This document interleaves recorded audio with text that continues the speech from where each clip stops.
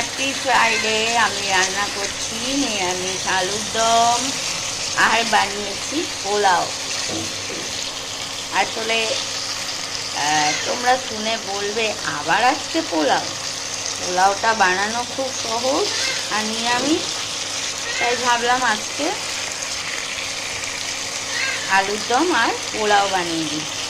তো এই যে দেখো,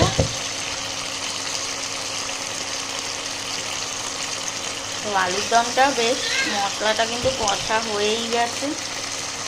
বললাম একটু কারি পাতা এনে নাও, সে সময় হচ্ছে না, তো ভাবছি মশলা যখন কষা হয়ে গেছে একটু জল দিয়ে দেবো,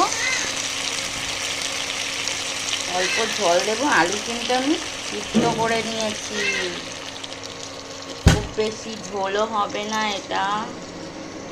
তো এই যে অল্প জল দিয়ে দিলাম, আর এর মধ্যে দিয়েছি আদা জিরে লঙ্কা বাটা, গরম মশলা দিয়েছি, আর একটা জিনিস দিয়েছি, ওটা তো বলা যাবে না,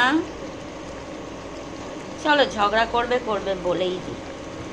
অল্প একটু কাশ্মীরি লঙ্কা দিয়েছি, ঠিক আছে, আর একটু চিনি দিয়েছি। ওকে।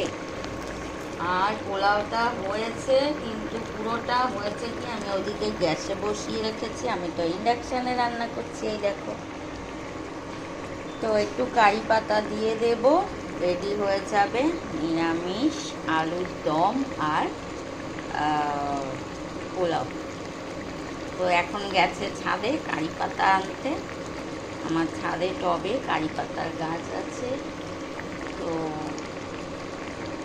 আজকে মেয়েরা চলে গেছে, তো আমাদের নিরামিষ, তাই অল্প করে একদম আলুর দম আর পোলাও বানিয়েছি।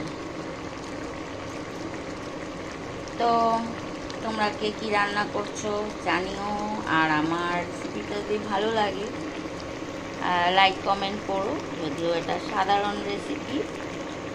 তো যাই হোক, এটাই বলার ছিল।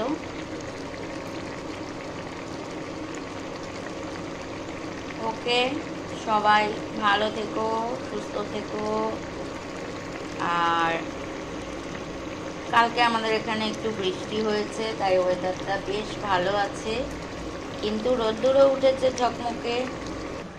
এই দেখো, রোদ উঠেছে, ঝকঝক করছে। আর এই যে আমার মানি প্ল্যান্টের গাছটা দেখো কত সুন্দর হয়েছে, দেখো কত সুন্দর।